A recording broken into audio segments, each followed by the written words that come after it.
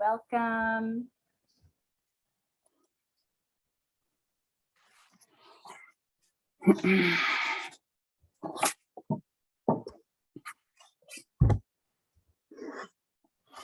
Hey.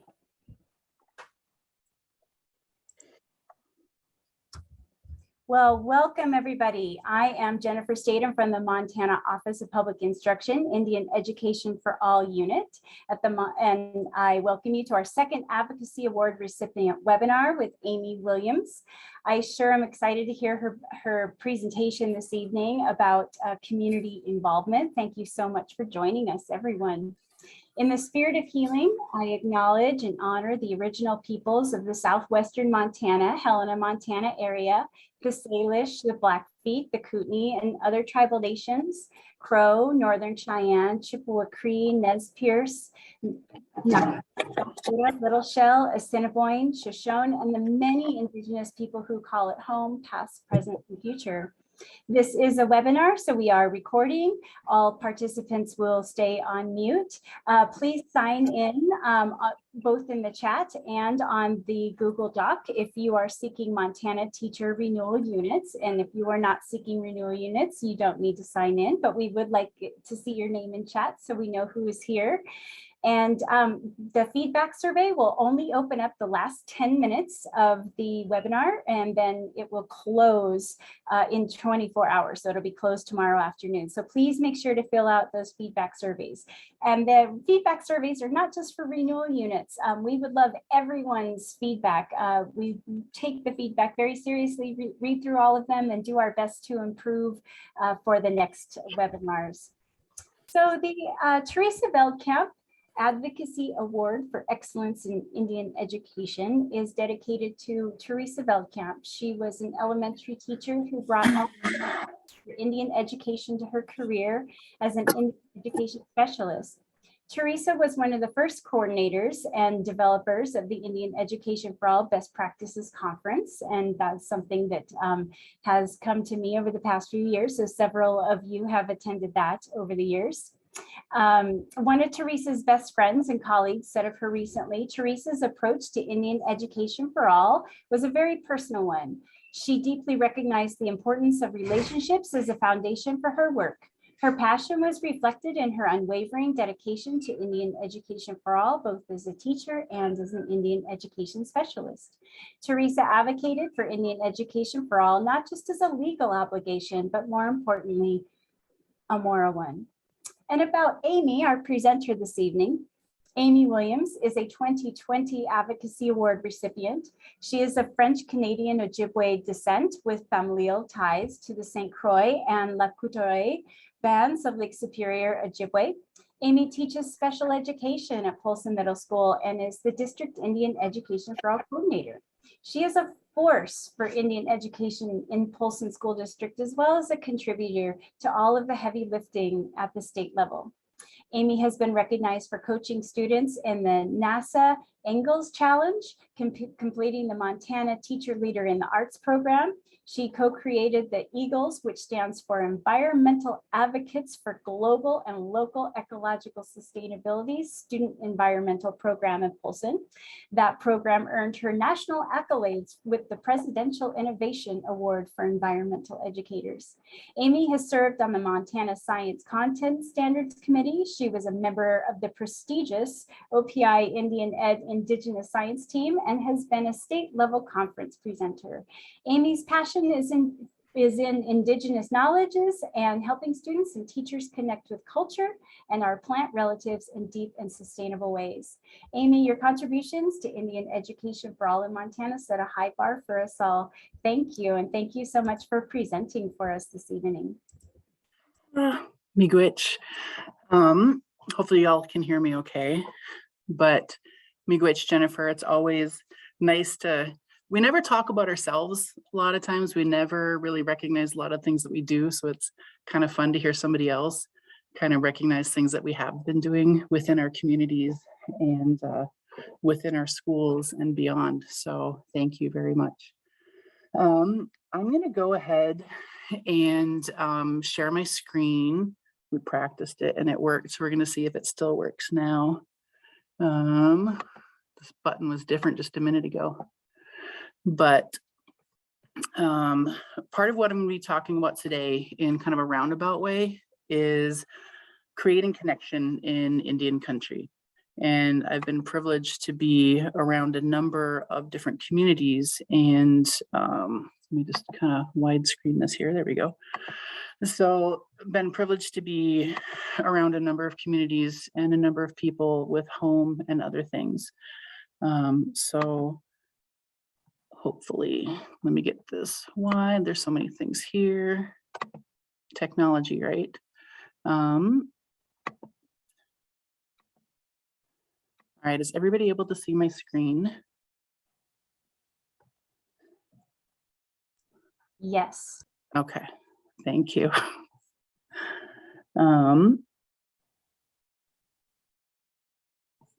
So part of,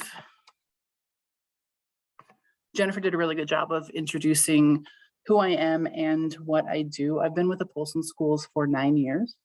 One thing I want to start out with as well is a land acknowledgement.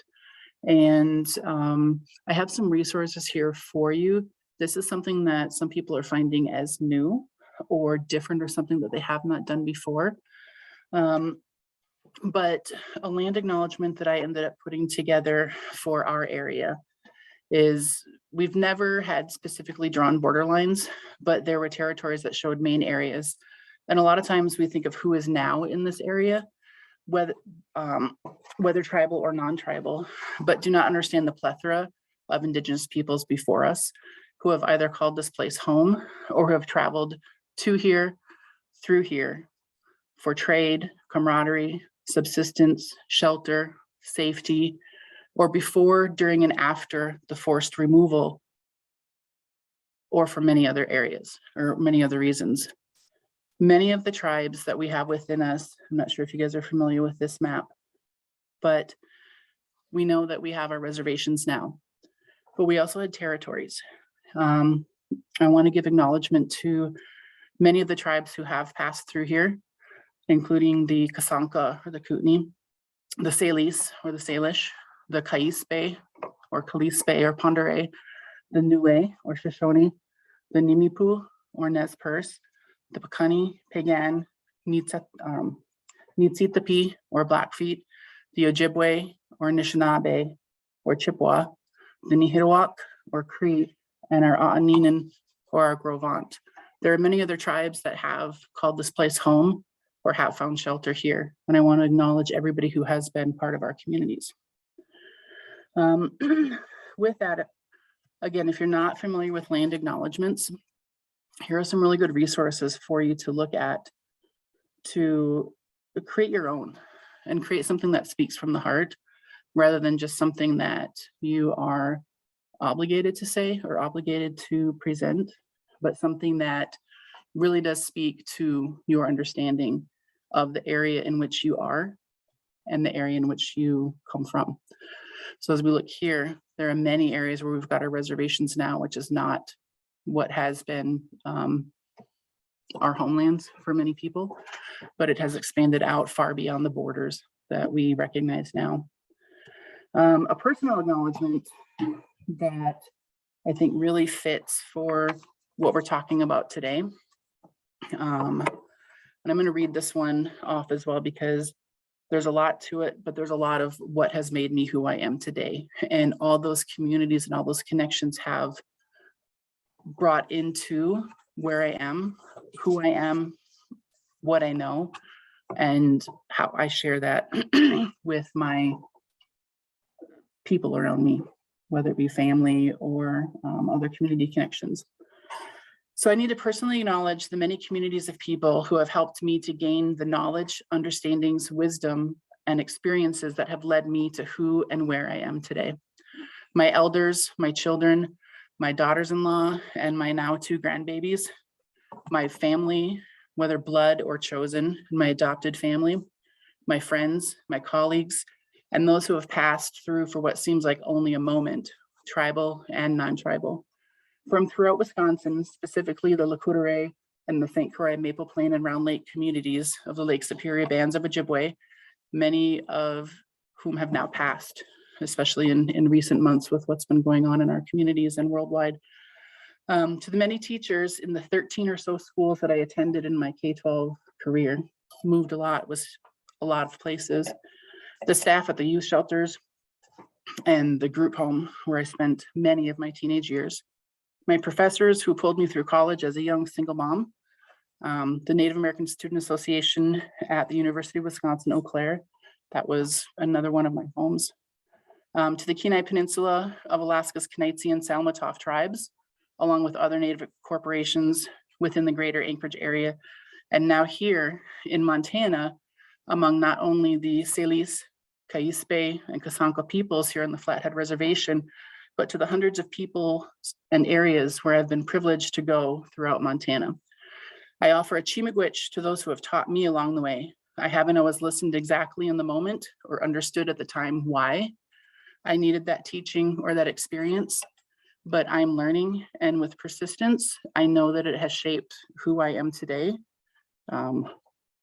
And all these communities have supported and shaped me in some way, positively, negatively, and everything in between to get to the me that you see now. So, Indigenous Gagikwe, Aho and Buju. My name is Amy Williams, and like I've said before, I am a teacher over at Polson Middle School. I've been here for 9 years. I've been in the middle school the entire time. I started out as a special education teacher, and I've moved into our Indian education.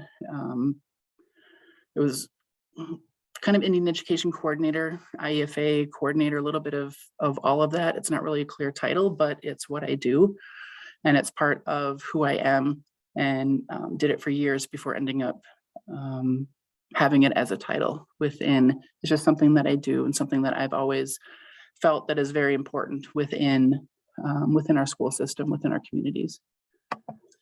Part of what I want to do today, like I say, I kind of teach in a roundabout way. So I might talk about this over here and this over here and this over here and something over here, but eventually you're going to see how that interconnectedness, how that all works together, hopefully. But sometimes when we're speaking from the heart, it takes us on a path that might not be what we intended, but it will come back to where we need to be. So part of creating connection in Indian country is understanding who you are as a person, because that adds to the community and who you are within that community. Part of what I want you to think about is your experiences that have brought you forward to today. I know without the connections, without the experiences, without the events, without a number of things that have happened to me throughout my lifetime, I would not be here and I would not be the person I am today, for positive or negative, like I said. But part of that is my community has shaped that. And with being in the Midwest and Alaska, Oregon for a little bit, and then now here in Montana, that has shaped all of that. Those communities are still very present within me. And part of the question I want us to kind of think about is, what is culture and what is community? And how does that affect who we are? How does it affect where we are? How does that affect how we present ourselves? And how does that affect how we connect to other parts of our lives? We've got larger communities and smaller communities. And we all of us come from one or more culture and a variety of communities. And part of understanding how to connect within Indian country is to understand your culture, whether you are from one tribe in another region from the tribe that you are working within right now, or non-tribal. We all have a culture, we all have a community, and we all have something that makes us part of who we are. How does this affect your interactions with everything around you? And that's kind of some of that metacognition, that kind of deeper dive, that thinking about who you are and how that connects with your community, how you as a person is part of that bigger picture. Everything that you are from, including your culture, tribal and non-tribal, that is important. And that is part of understanding what our community is, because that you are part of this community and you are part of the community in which you live, you know, smaller on down to, or on up to larger communities. And applying this to thinking, or applying that thinking to not only your culture and your experiences, making you who you are, how is that affecting your school? How does this, the cultures and experiences, how does that shape your school with everybody else that's in here, and just the whole overall belief system, or like core values and visions and missions within your school? How does that shape your community? And then how does that affect your kind of your participation within that, or the connectedness within it? What about your colleagues? Because I'm pretty sure that everybody that is, you know, participating today, the 64 participants that are registered, I don't know that all of you guys are teaching or living in the same community in which you were born. So your colleagues, it's the same thing. They didn't all come exactly from where you are right now. How has the other experiences and their cultures and their varieties of communities that they've been in, how does that affect you and your community right now? Because it all is intertwined and interconnected. And then think about your students. So some of us, we have communities that are, I hate to use the word transient because it just kind of has a negative connotation, but a lot of our students move within, our families move within our communities, and not exactly starting out. Like, I went to 13 different schools before I graduated. And it's a lot of different places, and a lot of moving, and a lot of traveling, and a lot of other different things. Some of your students have that as well. So they're bringing in different communities and different connections and different cultures within that as well, within their experiences, into your classroom and into the school and into the community. And then how does all of that connect us together? As we look at, hopefully many of you are, let me not do that. Hopefully many of you guys are familiar with the Dreamcatcher and some of the teachings and the beliefs behind the Dreamcatcher and what that is. But if we start looking at the weavings and we start looking at what that is, what happens here affects what's over here. And what happens here adds to or detracts from the strength of what's over here. And within that, in order for our web to be something that is connected, everything has to work together in some way, shape, or form for that. And all of our connections within our communities, within our colleagues, within our school, within our students, within our families, within the immediate or further reaching communities of where you are, that connects us. Little ways, shapes, or forms, or large ways, shapes, or forms. So as you look at that, it's part of where we are, and part of that connection, and part of our communities. And within Indian country, it's a big community sometimes. Not all the time, but sometimes. And a lot of the times. Part of it is we might not be aware of our connectedness yet, but there's ways that we can find that awareness. Like if we look at this is, it doesn't show up very well, but there's the Milky Way. There's little constellations in here. We are not just Earth, and we are not the only thing that's within our universe. We have a universe. We have our sun, we have our moon, we have other planets and other systems within our solar. I'm not explaining it very well, but we have our constellations. We have our stories that connect us. Every single culture in the world has a connection to our cosmos. Some of those stories have been forgotten, some of them have been lost, but every single culture has that connection, because before our devices, before our internet, before our TV, before everything else, we looked to the sky for a number of our connections and a number of our answers, and a number of our ways, our seasonalities. It really shaped who we were within that part of the world, within that region. And especially within our tribal communities, there are so many connections to our stars, to our constellations. Those are stories that shape who we are as a people. Those are stories that add to our histories, that add to our creations, that add to where we have been, what we know, and how we are. So we've got our cosmos. We have our Earth. It's a huge home for many, many, many millions and millions and millions of people. So we look at from our cosmos to the Earth, from if we look at the top down approach, we've got our cosmos. We have our Earth. We have our continent. We have the United States. We have Hawaii is way over there. But, looking at our contiguous and our continental United States, it's a vast, vast land area. And there's a number of differences and a number of communities within that.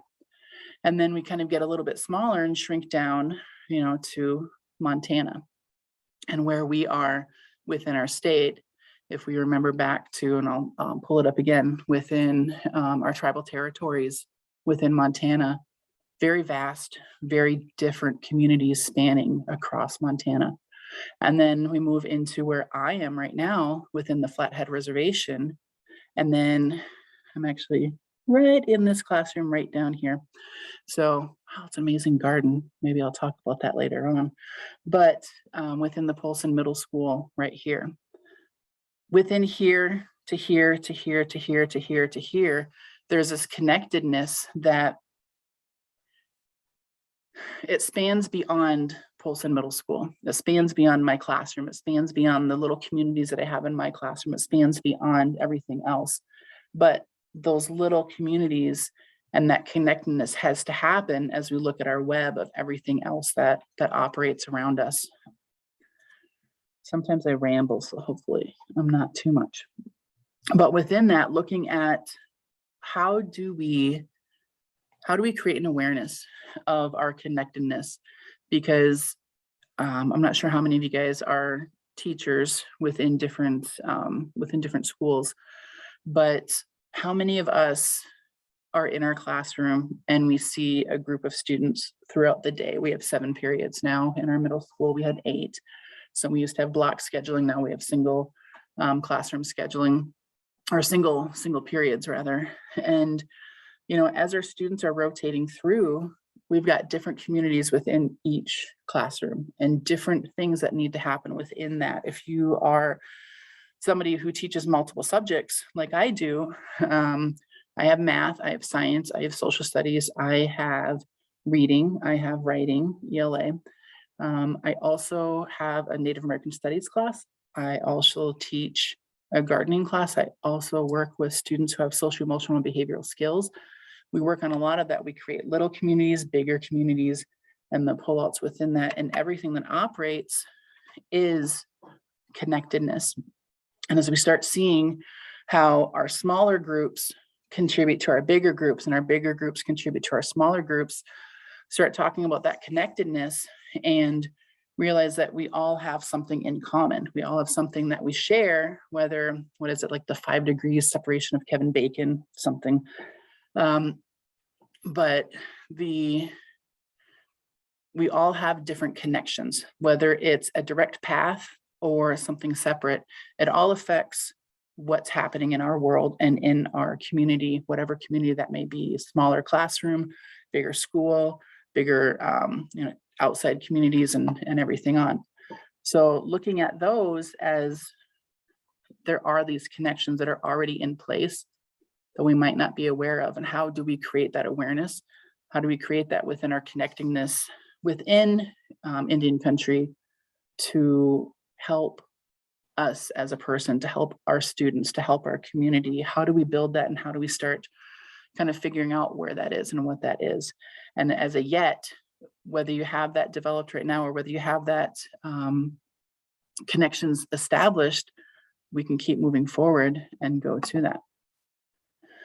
So as we kind of look into, well, what does this all have to do with IEFA, or what does this all have to do with our tribal communities?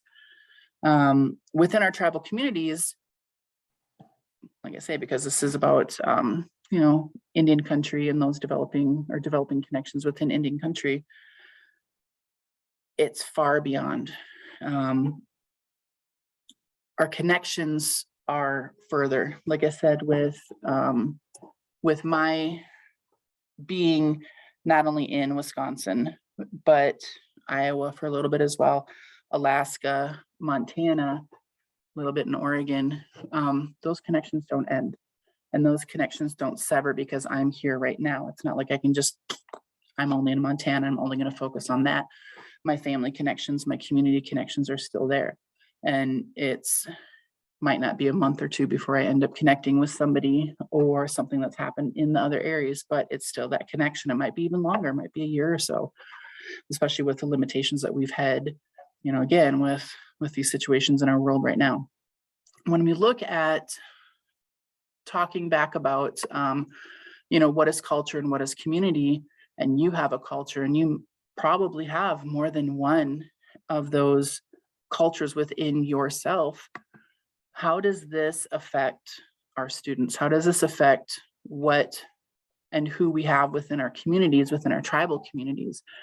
Looking at this one, so there's a different map, and I need to find, I know Mike, you've had it before. It is, let's see, there's a different addition onto this map right here. That is the conditional reserve of 1855 of the Flathead Salish, of the interior Salish. So that just is not on this map right there. So apologies for not finding that graphic with them in there. But as we look at our territories, this was not always here. This reservation was not always here. This reservation was not always here. You know, there is no, although Little Shell is now federally recognized, there still is no land base that I'm aware of. As we move into our other areas, these were not here. There wasn't an established reservation system before with our boundaries. So as we look at this, our community connections were so far spanning much further than we are today. And within those, somebody who is now residing on the Flathead Reservation might not be Salish, they might not be Kalispé, they might not be Kasanka. We have in our school system here, and I'm sure it's in many of your other school systems as well, we have well over 25 different tribal nations, probably closer to 40 or so different tribal nations within our school here, which is, you know, on the Flathead Reservation, which is the Confederated Salish and Kootenai tribes. So Salish, Kootenai, and Kalispé. So as we look at our connectedness within our community, where we are right now doesn't necessarily dictate who we are and what our priorities and values and connections are. So as we look at, you know, outer areas with the different territories that were part of our seasonal rounds, it was part of our different you know, movements within the year, as part of our gathering, part of our hunting, part of our subsistence, part of our connections to place within our ceremonies, within our just within other connections that we have to place and to self, far reaching beyond what's here right now and what's in your immediate community. But there are also those immediate communities within it. So as we look at, so this is one from the Regional Learning Project. It was a huge grant. I'm not exactly sure when that grant ended, but there's some pretty awesome materials that was produced from it. And Mike or Jennifer, do you guys know like how people can actually get these maps within Montana for their classrooms? Because I don't know that they are as readily available as they had been when Regional Learning Project was operating. Do you guys know? Yes, if you email Joan Frankie or myself, I will forward your email to Joan Frankie. I will put our emails in the chat and we will send you one. We no longer have any. We're out. Ooh. Oh Yeah. my goodness. No. Okay. Okay then. This is the link so you can print out you know, a tiny one, but it's something that it really is helpful to have within our classrooms. And just to know, we used to have one in every single classroom in this district, but I know some of them have just kind of walked away. But it really is, you know, teaching not only kids, but other staff members and colleagues, and even yourself, if you don't know that information, and people that are coming into your classroom of our tribal communities and our tribal territories within Montana, and what that traditionally was, what it is now, and those changes that have happened. So as we move into this learning, what have those, how have those changes happened? And that's, you know, so many different lessons and activities that you can use to figure that out. So montanatribes.org, you can find some of those map connections. Like I say, the other one that was recently printed had the other territory right here, which was before the 1855 Hellgate Treaty, or right around the 1855 Hellgate Treaty time, which established the Flathead Reservation. As we look at this, so we know Montana, right?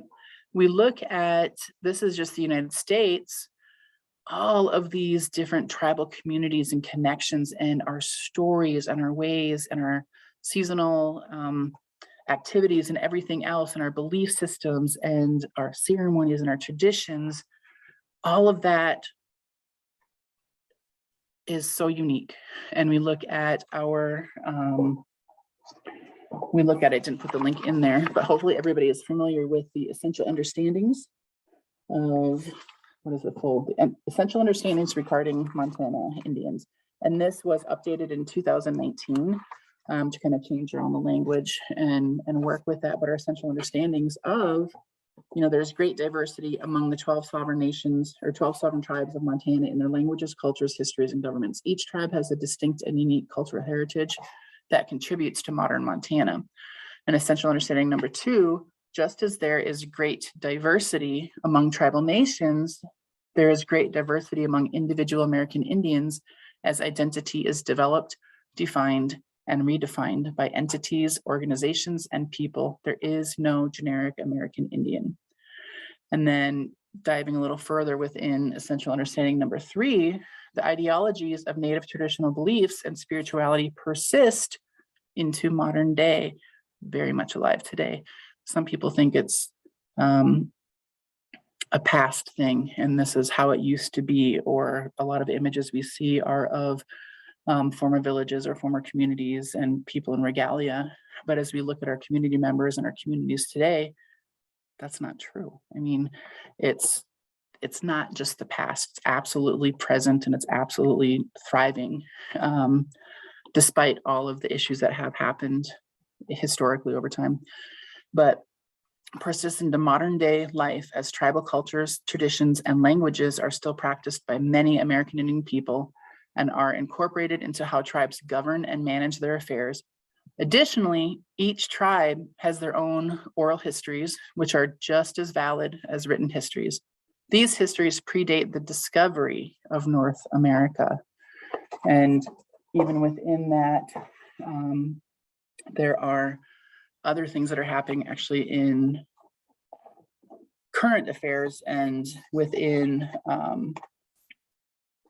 current events that are looking at even our Bering Strait theory that has been taught in a number of our histories.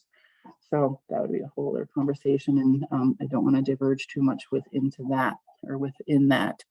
But as we look at this, if I would have a map of our Alaska communities, there's a little bit, is this a connection right there? Sorry. This is from Native American Nations of the United States is the map. It's from Tribal Nations Maps, and Aaron is the person who is the creator of a number of these maps within, I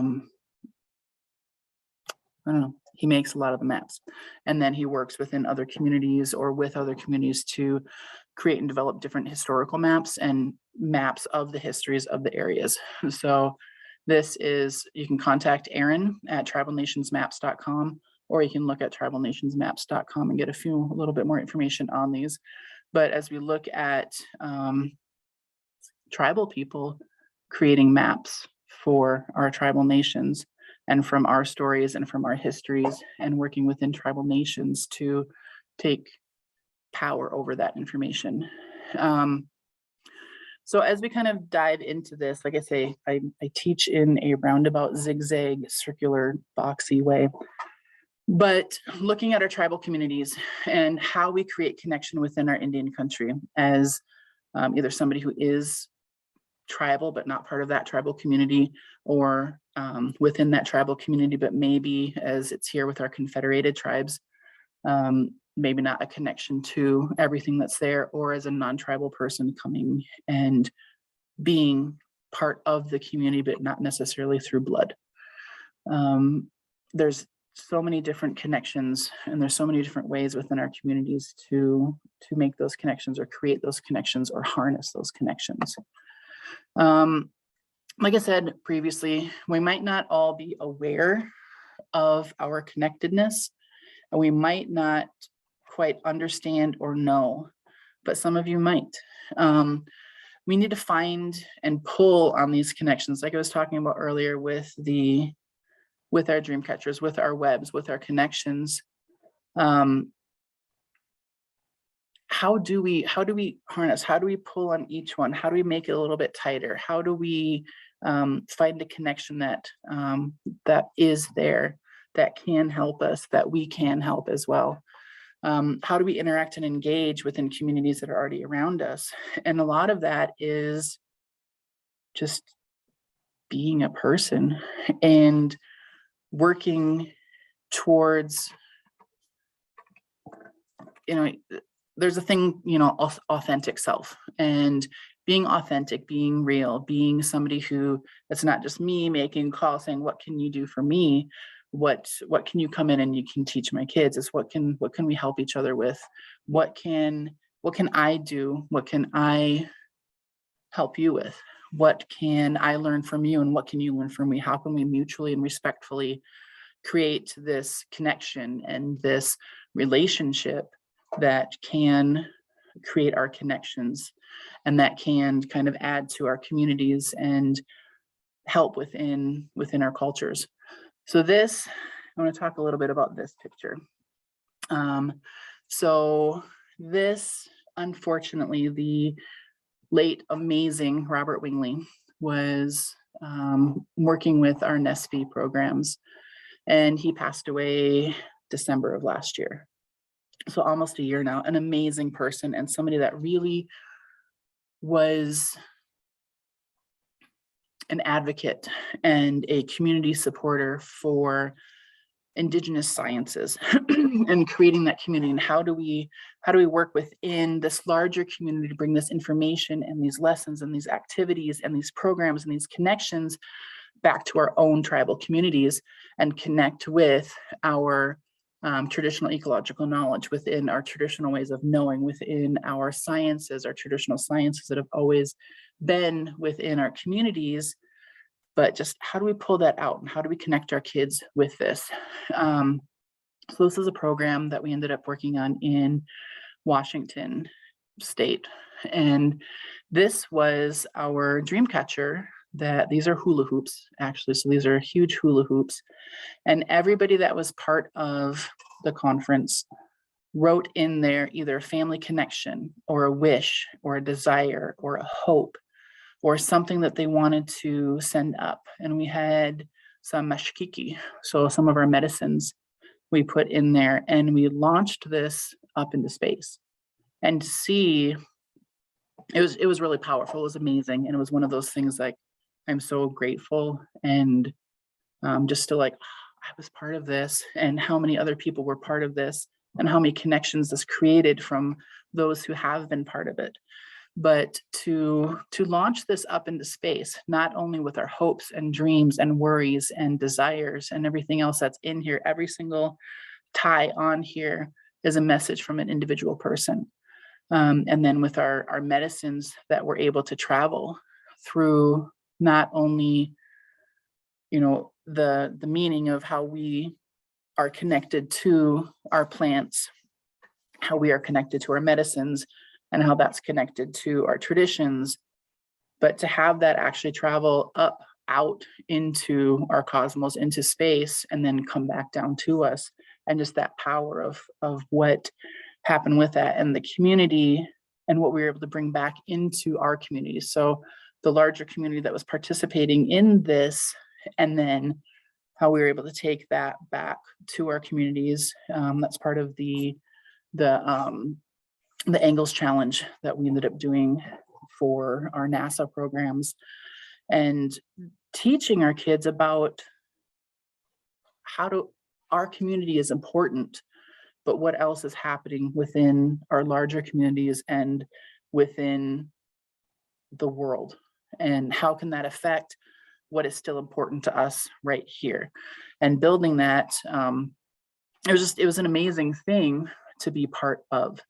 So another thing, like I say, much love to Robert and his family, and much sadness as well that we lost an amazing person through those programs, and just his care and his push for our tribal communities, and what that is, that loss. And to have that happen during COVID, where many people were not able to share within that ceremony of that loss and working through that. So like I say, just a lot of loss, but fortunate and grateful for what was part of what I learned from him, and what everybody was able to learn from him and the rest of the staff that was there. Okay, so to go a little bit further, I need to be able to see the chat. I cannot separate the view here because I didn't practice how to do that. I'm more familiar with Google Meets. I apologize. But one of the questions I want in the chat is, who teaches on, yes, like prayer flags, exactly. So who teaches on reservation? Who teaches off reservation, just to try to see where are we? Because there's different connectedness to communities when we're on reservation, when we're just a little bit off reservation, and we're far away from our reservations. So 1, 2, it's going too fast, I can't tally.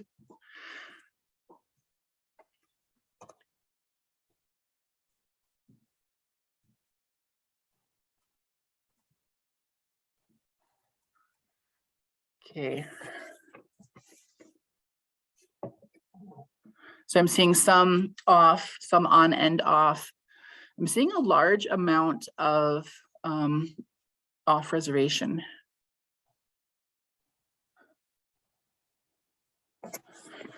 And to kind of like totally digress again, reservation dogs. Check it out if you have not yet. It's an amazing thing to have that as a show. I love it too. It's really an amazing resource to show what is life and what are those from a teenage perspective or from our kids' perspective of what's happening and what is sometimes life, and the things that we end up dealing with and working with and living through. All right, so I'm seeing a lot of off reservation. So that's interesting, but not interesting in a negative way. A lot of times if we're off reservation or we're not, and reservation isn't everything, that is not the only tribal community connection, and that's not the only areas. We have a lot of urban Indian centers and a lot of urban Indian populations, which mixture of a number of our tribes within Montana and throughout the country, and Canadian as well with First Nations. So within those urban areas, and that historically, as you start learning the history of removal and forced removal and a number of different urbanization programs that have happened where, people have been moved to try to get changes within the culture and changes in the belief system.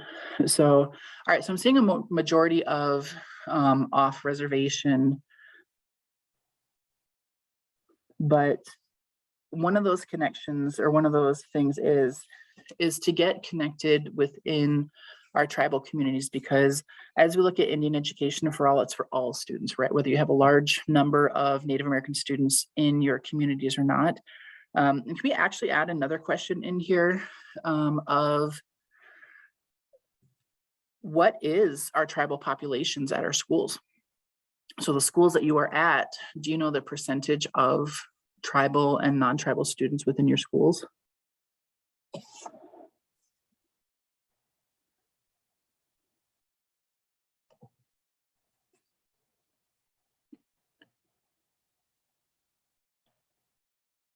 Okay.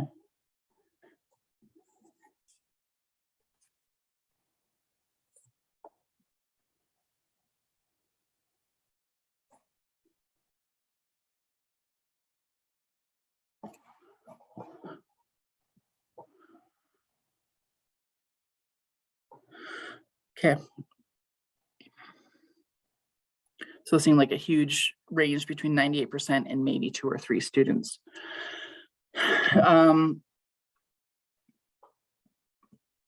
That's another question is connection within our tribal communities, like what are your thoughts of if we have only 2 or 3 students within our school district that are tribal, is there importance to connect within our tribal communities? Is there an importance to still work as Indian Education for All for our histories of Montana? And that's kind of a, a personal belief. Don't feel like you need to share that, but that's another question that comes up and that I've seen is, well, I only have 2 kids here, so why should we teach this? Why do we need to teach this? And who do we teach about? If you're in an area, like let's say, no, I don't know, trying to think of some place like absolutely middle of an area where it's completely like off reservation, like maybe Harlowton or Three Forks or areas there. Some of those questions come up where is it, I really don't have any tribal students here. Why do I need to connect to community? And a lot of that is we need to. This is, if we look at all of our history of Montana, Montana was 100% tribal territory and tribal, exactly, I like that, Christine. So all education happens on Indigenous land, all history includes Indigenous history, exactly. So that sums it up probably better than I could, where it is important. Whether you have an immediate community near you, or whether you have little pockets, this is important because this is the history of our land. This is the history of our area. This is the history of our state. This is the history of, and the present time. It's not always just way back when. So, but exactly, historical knowledge can affect future knowledge. And as we learn about history and we learn about the things that have happened, how can we add to that? How can we change? How can we continue what went well? And how can we discuss and prevent what went bad? So with that, go to this next area. Like, oh man, can I really talk for an hour and a half? I can talk a lot. But questions to ponder as well is, sorry, I've got like a ton of windows open here.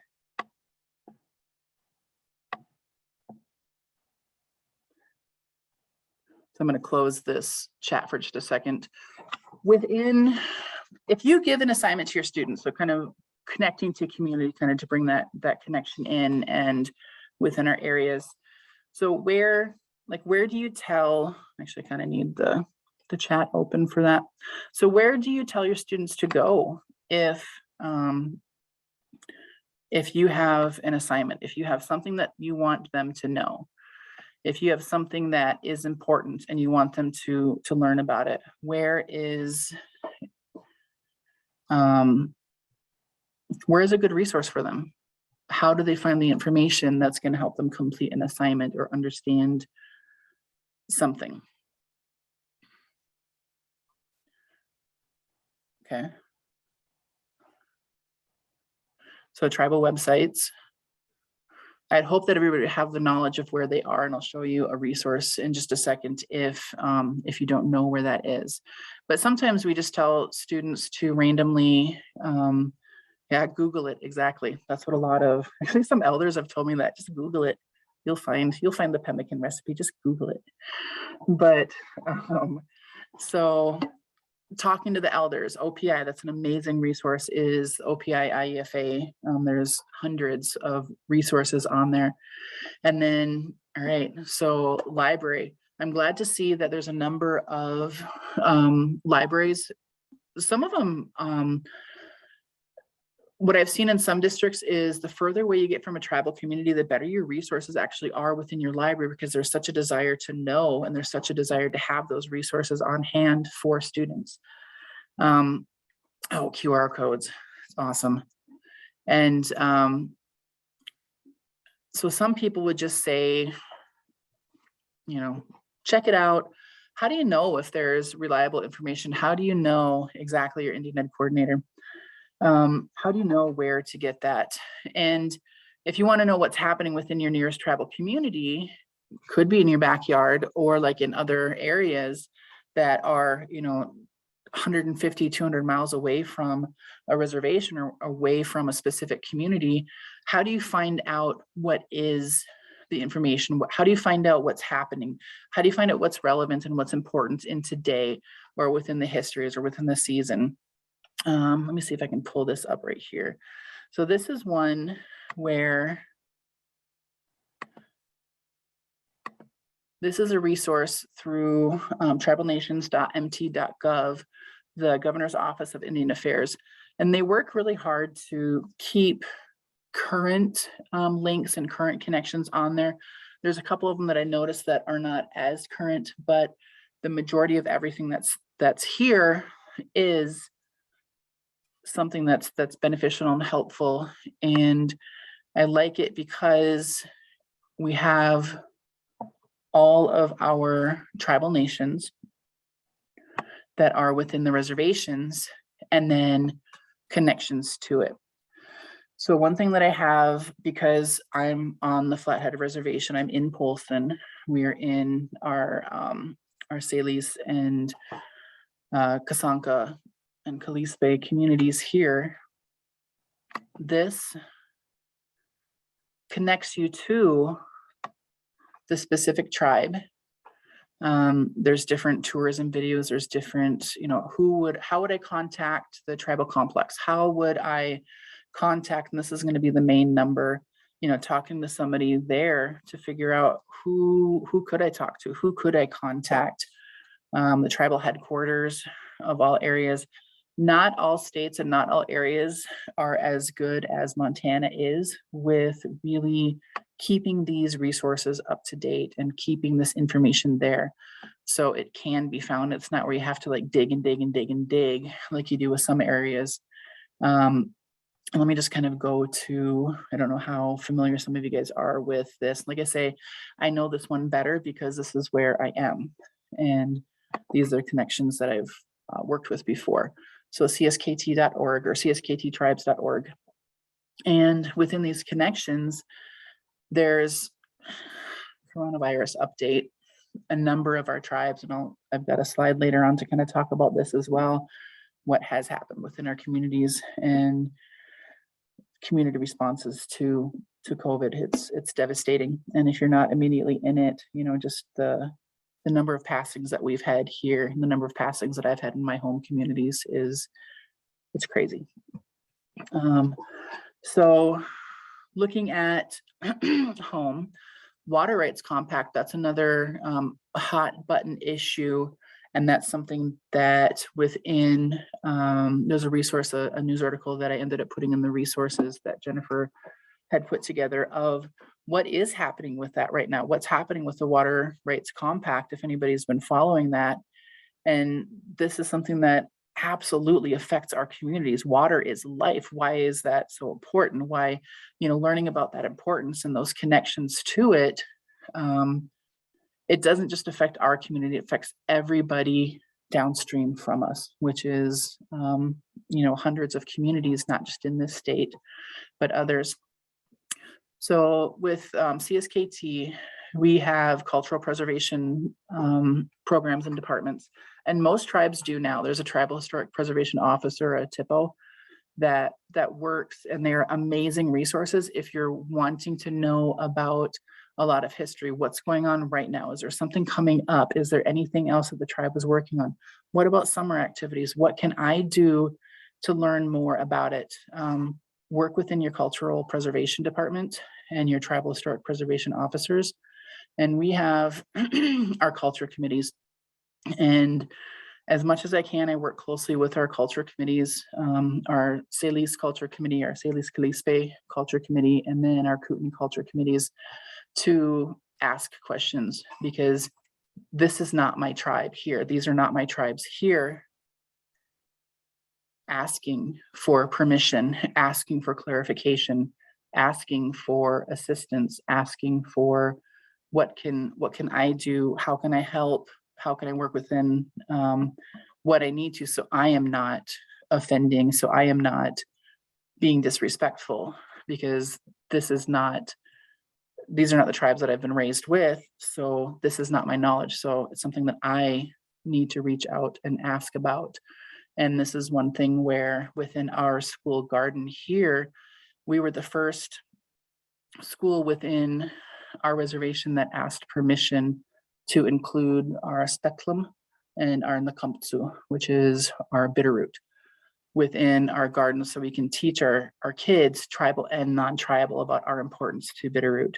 And teaching my students that, yes, you ask your elders, you talk to your elders, you ask for permission, not only from your elders, but from these plants as well. And just recognizing that and understanding that, it was a huge thing. And it was an amazing connection. So another thing is, within our services, a number of communities and a number of tribes will have a tribal education department. So your tribal education department, chances are, focuses on and works within your Johnson O'Malley. Some districts, that might be your Title VI. Some districts, Title VI is housed within your district office of your specific school.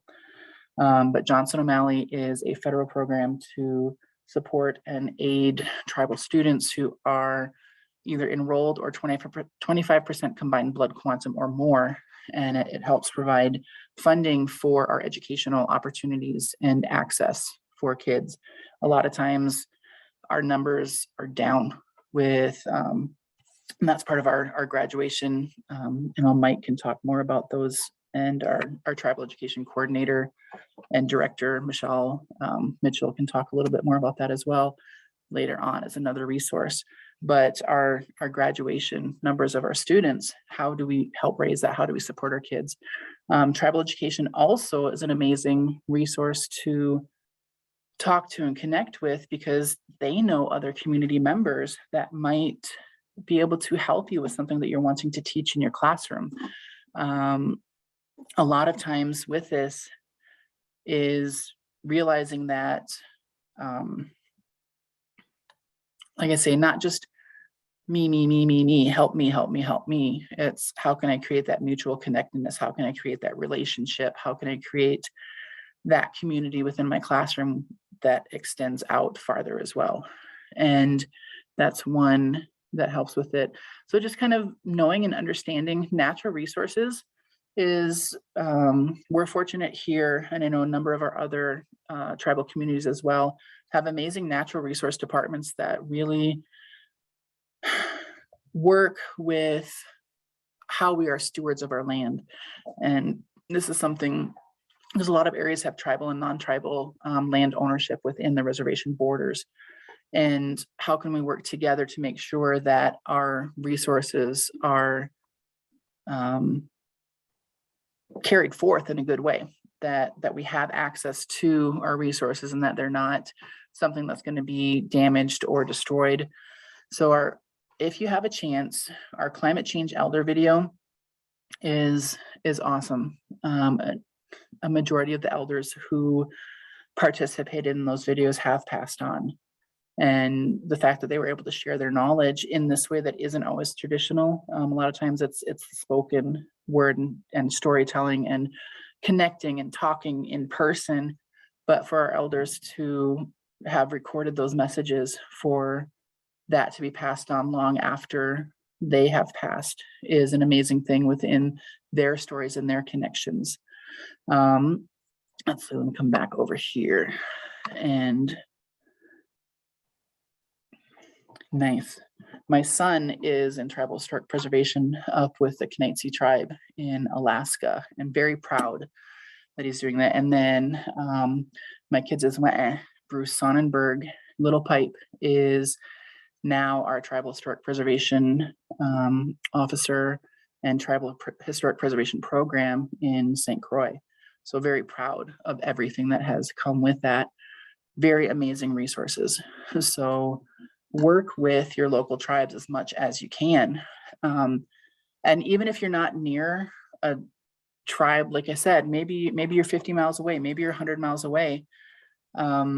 Your students that are there, those are important connections. The territories of where you are, of the people and the connections that have been there, whether, like I said, in the land acknowledgement, we've had so many people and so many communities that have, or so many groups of people that have passed through. And it might have been just a year or a month or something, or every year at this time passing through, but we have so many connections that that are within our areas as well, and learning about that, about who has been connected to this place, who has been connected to this land, who has been a part of this community long before the community that's here now, because that has changed so much over time. Let's see, part of, like I said, with being here in Polson, being on the Flathead Reservation, part of my position here is Indian Education Coordinator. And a lot of it's volunteer time, a lot of it's after school time. You'll find in a lot of this, it's a lot of time. And especially if you are in a community where, and thanks for putting the hub in there. There's a number of different classes and connections and programs through the hub, not really a program, but courses that you can take through the hub that are amazing as well. I'm very impressed being in Wisconsin before with Act 31, and then being in Alaska where there really wasn't anything that had like mandated connections within the school systems. Montana is by far so much more resource heavy, and so much more connections within our schools and within our state for things that teachers can take. So you're not just having to create everything yourself. So if you're not familiar with the OPI IEFA site, make yourself familiar with it. So building community connections is more than just classroom lessons, and it's more than just activities. Some of the things that we've done in Polson schools within building our community connections, like I said, I've been here for 9 years, and there's a lot of things, like I didn't feel as comfortable not being from this tribe, not being as familiar as I could. I didn't feel comfortable my first year or two, really bringing in a lot of our Kalispé or Salis or Kasanka lessons or knowledge, but I wanted to push myself and know that as an Anishinaabe, I've learned what I can of my culture from the St. Croix communities, which is not my actual birth community and not my blood community, and from Lakudere, who my dad is from Lakudere, but those connections from that, and then just little things that I've learned along the way from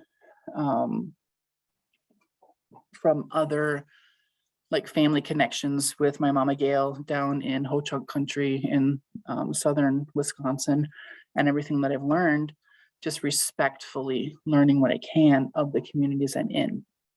So with that, after, as much as I've been able to incorporate within my classroom, expanded out to our building, and then expanded out to our school and our community as well.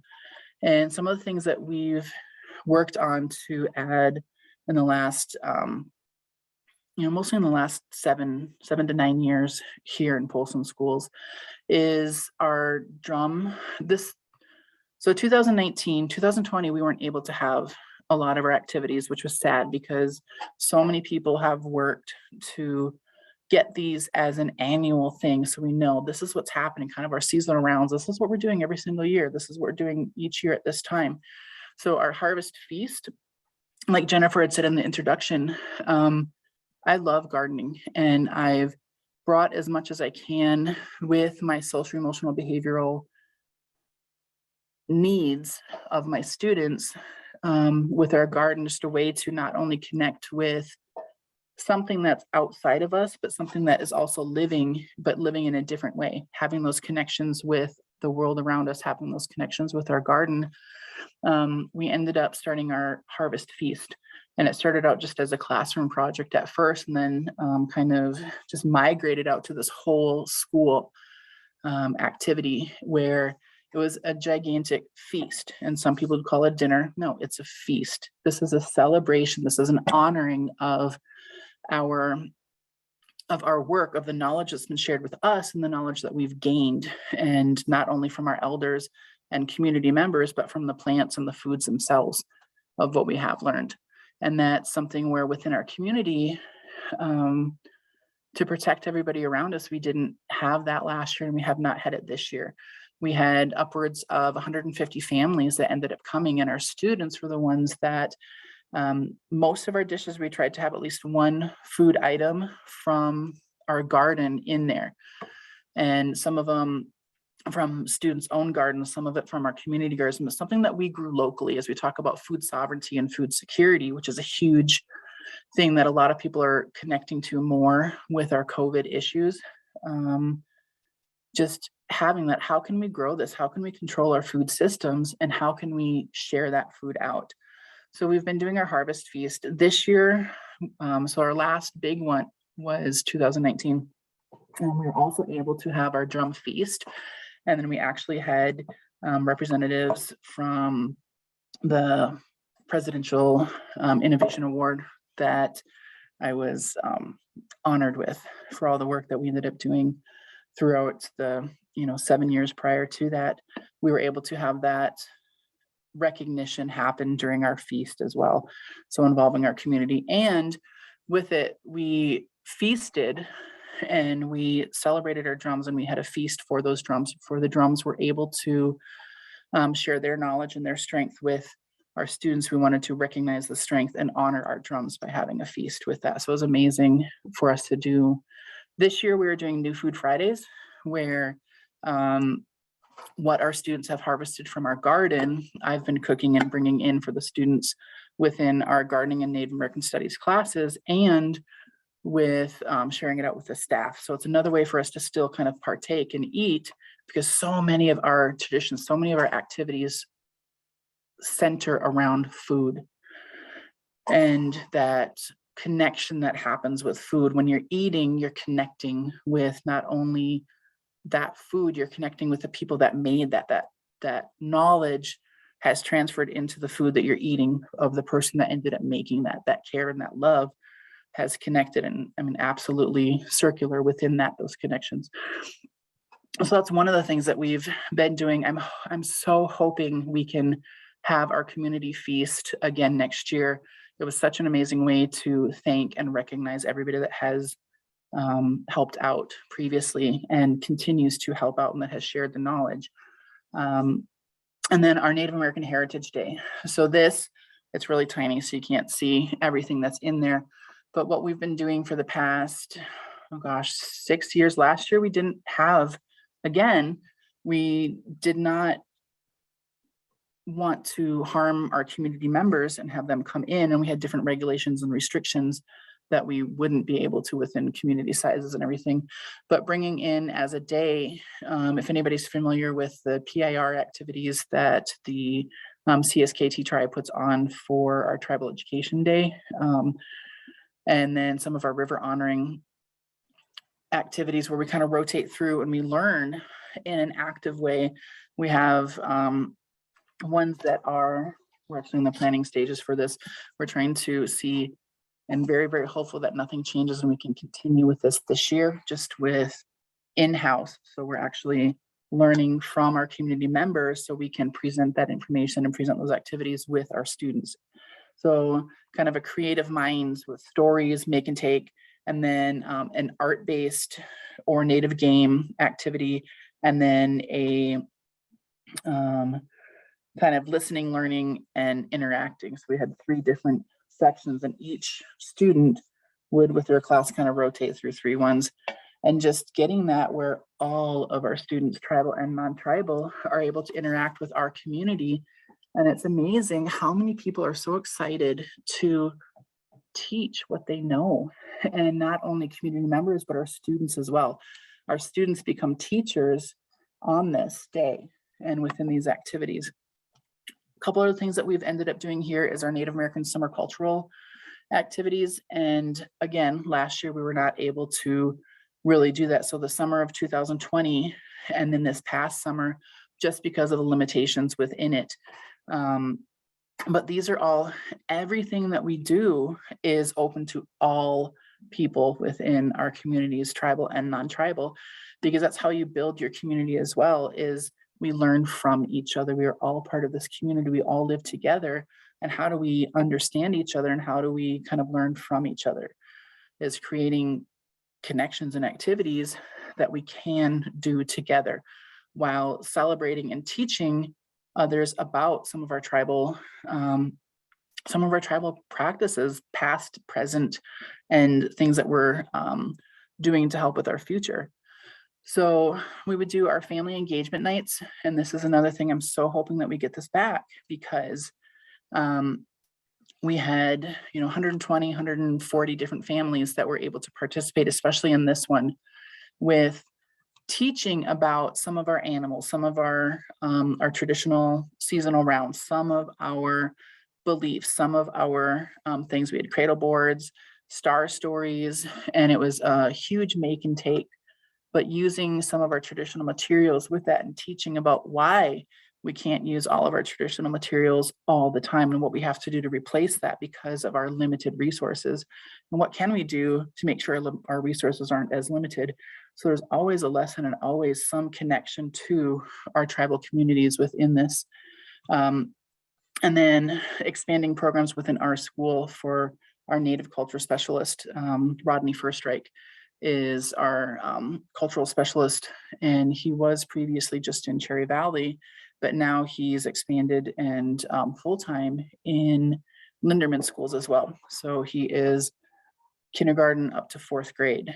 And then as well as our community partnerships. So we wouldn't be able to do what we do without connecting with our Indian education, with our Indian education committees, which is run by parents. If you're not familiar with it, hopefully you have something within your community if you have students that are Johnson O'Malley and Title VI.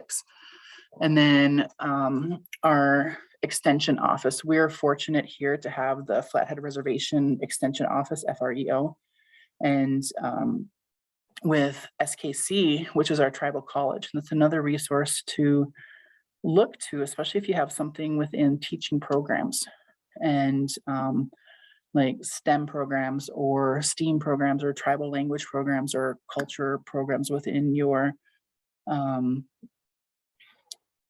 tribal colleges that might be near you, even if you are not part of that community, but near you.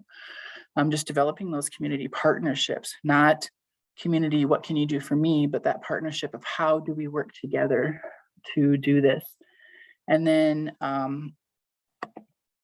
so, I've said a couple of different times about COVID and how that really has affected our tribal communities. Within Indian country, we've experienced a lot of loss. Worldwide, there's been loss, but within our tribal communities, especially because so much of what we do is based on community connectedness. Our family and our extended family and our communities it has limited, like what's on there, our connectedness, what we're able to do together, our activities and gatherings. So much is based on seasons. And so much of our activities that we have at certain times of the year are based on who we're around and our connections within our family, our connections with our community. And like I said, a lot of it's getting together and eating and celebrating and just being together. So many of our ceremonies with funerals and what we need to go through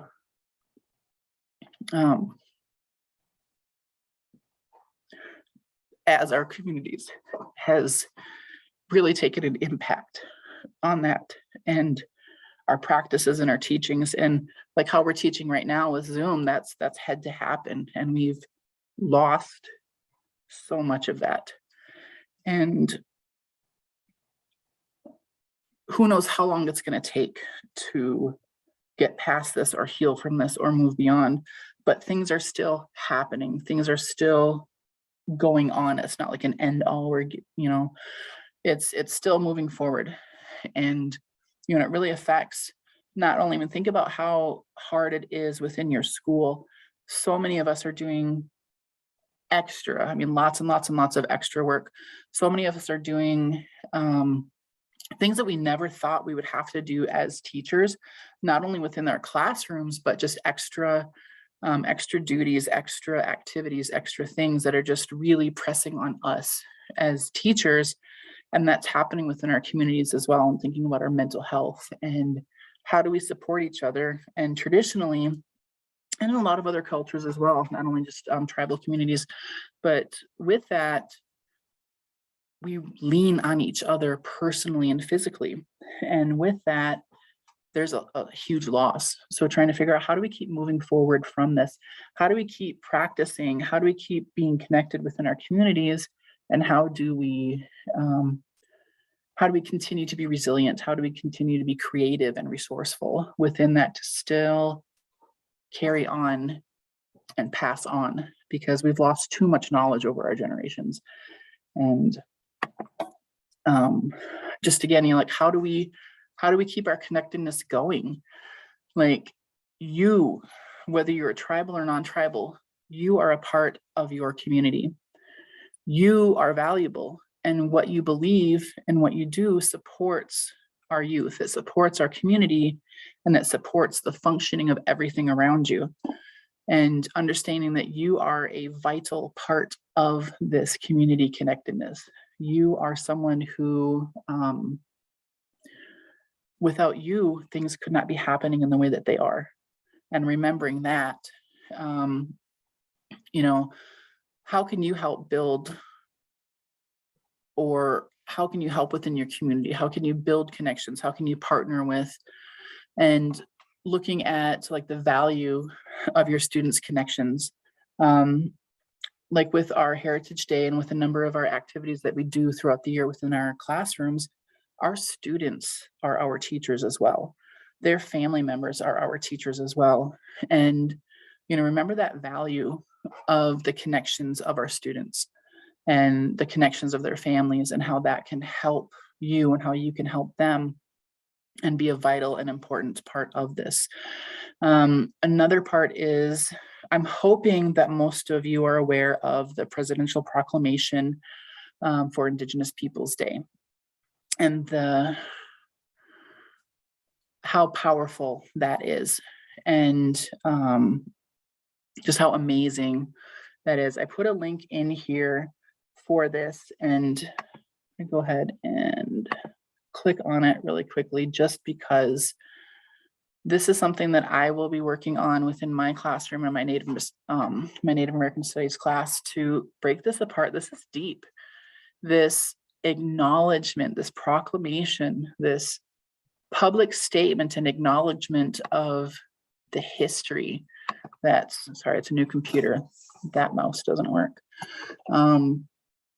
Within this, and breaking it down, and just the acknowledgement of what has happened in this history of what is now the United States, and what is now our our area of what we call as our country for that.